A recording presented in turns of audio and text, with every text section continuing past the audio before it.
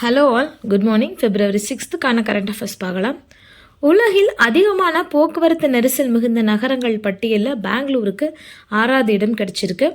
Jio location தொழில்நுட்ப அமைப்பு இந்த அமைப்பு தான் கருத்து கணிப்பு நடத்தியிருந்தாங்க. மொத்தம் 55 நாடுகளைச் சேர்ந்த 387 நகரங்கள் இந்த கருத்து கணிப்பில் இடம்பெற்றிருந்தாங்க.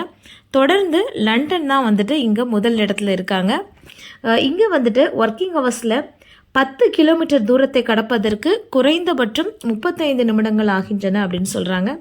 ரெண்டாவது இந்த இடத்துல அயர்லாந்தோட கேபிட்டல் டப்ளின் தான் இருக்குது. லாஸ்ட் இயர் பெங்களூர் தான் செகண்ட் பிளேஸில் இருந்தது. இந்த வருஷம் பெங்களூர் 6th பிளேஸ்க்கு மாறி இருக்குது. ஒர்க்கிங் ஹவர்ஸில் 10 கிலோமீட்டர் கடப்பதற்கு 28 நிமிடங்களும் 10 வினாடிகளும் செலவாகும் அப்படின்னு சொல்லியிருக்காங்க. ஒர்க்கிங் டைமில், அதாவது அலுவலக நேரத்தில் சுமார் ஒரு ஆண்டுக்கு இருக்கிறாங்கன்னு வச்சுக்கோங்களேன். வெஹிக்கிளில் ஒரு ஆண்டு ஃபுல்லாக நம்ம இதே ரூட்டில் போகணும். பட் இதே மாதிரி டைம் ஆகுதுன்னா அவங்க ஒரு ஆண்டு மட்டும் 129 மணி நேரம் தன்னோட வெஹிக்கிள்லேயே செலவழிக்கிறாங்க அப்படின்னு சொல்கிறாங்க. அதே போல் பெங்களூரில் பெட்ரோல் வெஹிக்கிள் வச்சுருக்கவங்களோட அந்த கார்பன் மாசு எவ்வளோ வருதுன்னா 974 கிலோ கார்பன் மாசு வருது அப்படின்னு சொல்கிறாங்க. பெங்களூர் சிட்டியில் பெட்ரோல் கார் யூஸ் பண்ணுற அந்த வெஹிக்கிளில் இருந்து மட்டும் 974 கிலோ கார்பன் மாசு ஒரு ஆண்டுக்கு வெளியிடப்படுது அப்படின்னு சொல்லியிருக்காங்க.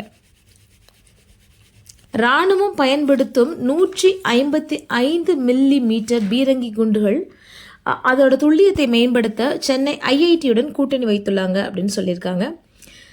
இப்போது இந்தியாவில் மேம்படுத்தப்பட்டுள்ள பீரங்கி குண்டுகள் தான் இருக்குது. பட் சம்டைம்ஸ் அதில் ஏதாவது பிழை ஏற்படுது. அந்த பிழை ஏற்படும் அந்த குண்டோட சுற்றளவு பார்த்திங்கன்னா 500 மீட்டர் இருக்குது. இதை இன்னும் குறைக்கணும். அதாவது இந்த துல்லியத்தை அதிகரித்து பிழை ஏற்படும் சுற்றளவை 10 மீட்டருக்குள்ளே கொண்டு வருவதுதான் இதோட நோக்கமாக இருக்குது அப்படின்னு சொல்கிறாங்க. இதற்காக அவங்க ஐஐடியோட கூட்டம் வச்சுருக்காங்க. அதுபோக அந்த மையப்புள்ளியில் சேதம் ஏற்படுத்தும் இல்லையா, இந்த சேதத்தை அதிகரிக்கவும் செய்ய போகிறோம் அப்படின்னு சொல்லியிருக்காங்க. இதற்காக ஒரு 2 வருஷம் ஒரு பாண்ட் மாதிரி வச்சுருக்காங்க. அதுக்குள்ளே இதை மேம்படுத்திடுவோம் அப்படின்னு சொல்கிறாங்க. சிபிஐயில் 1025 வழக்குகள் தற்பொழுது வரை நிலுவையில் உள்ளன அப்படின்னு சொல்லியிருக்காங்க. 2021-22க்குள்ளதும் 22-23க்குள்ளும் இந்த 2 வழக்குகளோட நிலுவையை ஆராயும் போது இன்னும் இந்த வழக்குகளோட விகிதம் ஜாஸ்தியாக இருக்குன்னு சொல்லியிருக்காங்க. தண்டனை விகிதம் எப்படி இருக்குன்னா 74.59% தண்டனை விகிதம் இருக்கும் அப்படின்னு சொல்லியிருக்காங்க. இந்திய பொம்மைகளுக்கு சர்வதேச அளவில் அதிகமான ஆர்டர் கிடச்சிருக்கு, அதிகமான வரவேற்பும் கிடச்சிருக்கு அப்படின்னு சொல்லியிருக்காங்க. ஜெர்மனியில் சர்வதேச பொம்மைகள் கண்காட்சி நடந்தது. இது 5 நாட்களாக நடந்தது. இதில் இந்திய நிறுவனங்களுக்கு கோடிக்கணக்கான ரூபாய் மதிப்பிலான ஏராளமாக ஆர்டர் கிடச்சிருக்குன்னு சொல்லியிருக்காங்க.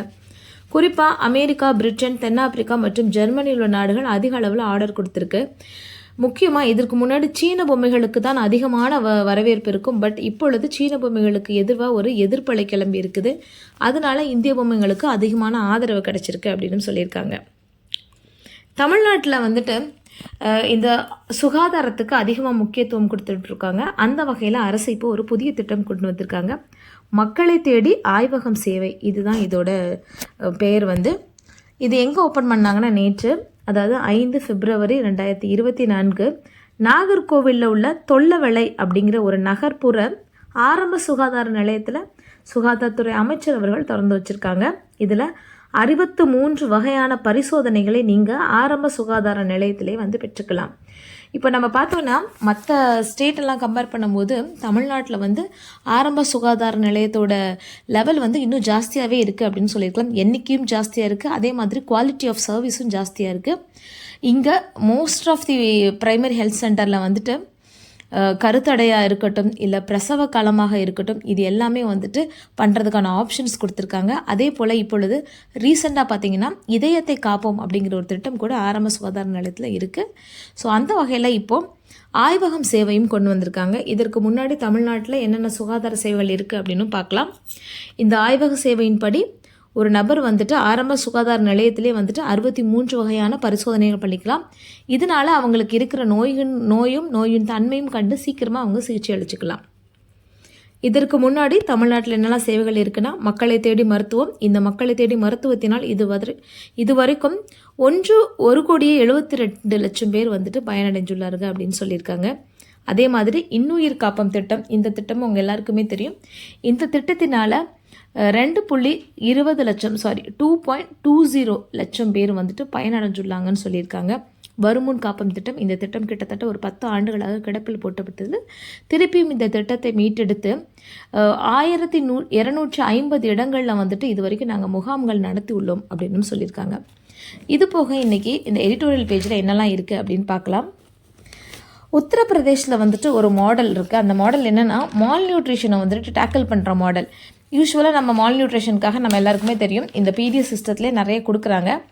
அது போக அவங்க என்ன பண்ணியிருக்காங்கன்னா மகளிர் குழுவோட இணைந்து மால் நியூட்ரிஷனை இவங்க வந்துட்டு குழந்தைங்களையும் குழந்தைங்க தென் கர்ப்பிணி பெண்களை வந்து அதிகமாக டார்கெட் பண்ணுறாங்க.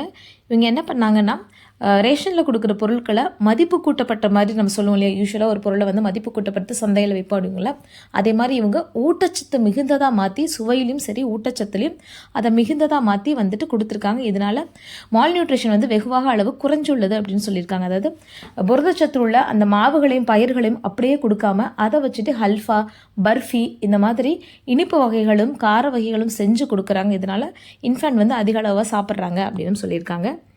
தென் நேற்று நம்ம பார்த்துருந்தோம் பஞ்சாயத்தோட ரெவென்யூ வந்துட்டு எப்படி ஜென்ரேட் ஆகுது அப்படின்னு சொல்லிட்டு ஒரு டேட்டா கொடுத்துருந்தாங்கன்னு பார்த்தோம். அதாவது சென்ட்ரலோட கான்ட்ரிபியூஷன் எவ்வளவு, ஸ்டேட் கவர்மெண்ட்டோட கான்ட்ரிபியூஷன் எவ்வளவு, டேக்ஸ்லேருந்து 1% தான் அவங்களுக்கு ரெவென்யூ ஜென்ரேட் ஆகுது, இந்த மாதிரிலாம் சொல்லியிருந்தோம்.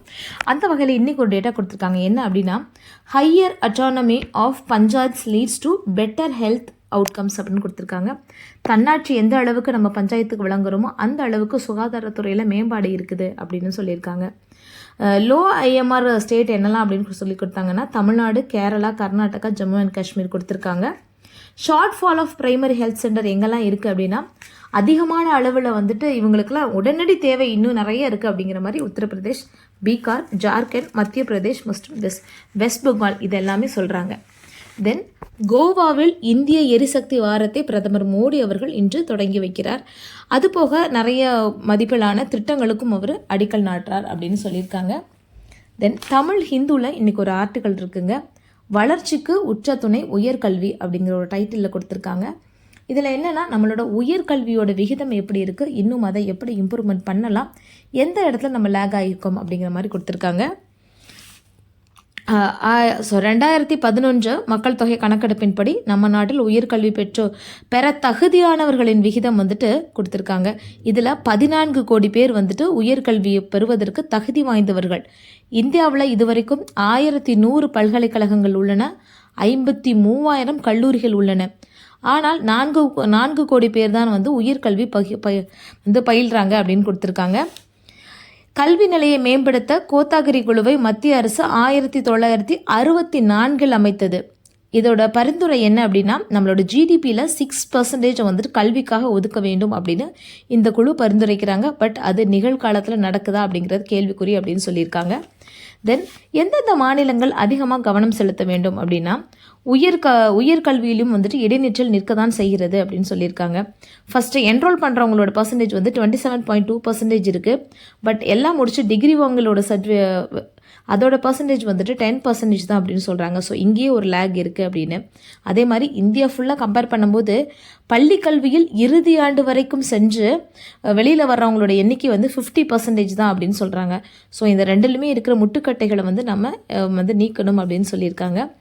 தமிழ்நாடு, கேரளம், கர்நாடகம், தெலுங்கானா, மகாராஷ்டிரம் ஆகிய மாநிலங்கள் தான் உயர்கல்வி படிப்போரின் எண்ணிக்கை அதிகம். பீகார், உத்தரப்பிரதேஷ் போன்ற பெரிய மாநிலங்கள் மிகவும் பின்தங்கி உள்ளன. இதற்கு காரணம் வந்துட்டு அங்கே நிலவர தனிநபர் வருமானம் குறைவாக இருப்பதும் ஒரு காரணமாக இருக்கும் அப்படின்னு சொல்கிறாங்க. சில ஆண்டுகளுக்கு முன்பு வரை மாணவர் மதிப்பீட்டிற்கான சர்வதேச திட்டம், அந்த திட்டம் பேர் ப்ரோக்ராம், அதாவது பிசானா programme for international student assessment அப்படிங்கிற அமைப்பு வந்துட்டு இந்த உலகத்தில் உள்ள கல்வி நிறுவனங்கள் இல்லை இந்த கல்வி தரத்தை வந்துட்டு வரிசைப்படுத்தி நிர்ணயப்படுத்தினாங்க. மொத்தமே இதில் வந்துட்டு 74 நாடுகள் தான். இந்தியா வந்து 73வது நாடாக வந்தது. இதெல்லாம் ஒரு சில ஆண்டுகளுக்கு முன்பு, இப்போ கிடையாது. ஸோ அதுக்கப்புறம் இந்த அமைப்பிலிருந்து இந்தியா வெளியில் வந்துருச்சு அப்படின்னு சொல்லியிருக்காங்க. ஸோ என்னென்ன முயற்சிகளாம் எடுக்கலாம் அப்படின்னா அரசு வந்துட்டு மக்களுக்கு இப்போ வரிச்சலுகைகள், மானியங்கள் போன்றவை வழங்க வேண்டும். இதெல்லாம் செஞ்சோம்னா தனியார் கல்வி நிறுவனங்களில் கூட உயர்கல்வி கட்டணம் குறைவதற்கு வாய்ப்பு அதிகம். ஸோ நம்ம வந்துட்டு சாதாரண கல்வி மட்டும் கிடையாது, உயர்கல்வியும் நம்மளுக்கு வேணும். உயர்கல்வி இருந்தால் நாடும் சேர்ந்து முன்னேறும் அப்படிங்கிற மாதிரி சொல்லியிருக்காங்க. இது போக இன்றைக்கி கரண்ட் அஃபேர்ஸில் என்னெல்லாம் இருக்குது அப்படின்னு பார்த்தீங்கன்னா, தேர்தல் பிரச்சாரத்தில் சிறுவர்களை பயன்படுத்தக்கூடாது அப்படின்னு கட்சிகளுக்கு தேர்தல் ஆணையம் வந்துட்டு உத்தரவு கொடுத்துருக்காங்க. தென் அது போக பொது சிவில் சட்டம் பற்றி பேசியிருக்காங்க. டைம் இருக்கவங்க பார்த்துக்கோங்க. தேங்க்யூ.